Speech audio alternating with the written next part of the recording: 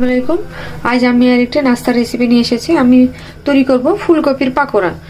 ফুলকপি বেসন গুলে নিয়েছি, তার মধ্যে ফুলকপি ভাপি নিয়ে বেসন দিয়ে চুবাই ভাজবো। এই যে বেসন মধ্যে নিলাম, এখন দিয়ে দিচ্ছি।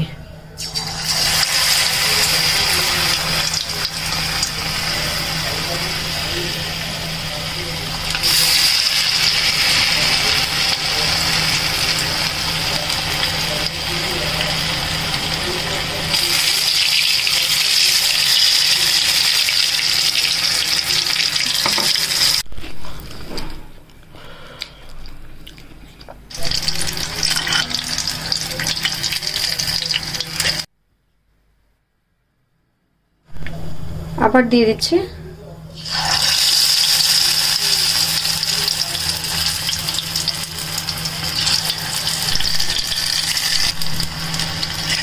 এলে কাঁচা মরিচ ভেজে নিচ্ছি বেসন দিয়ে।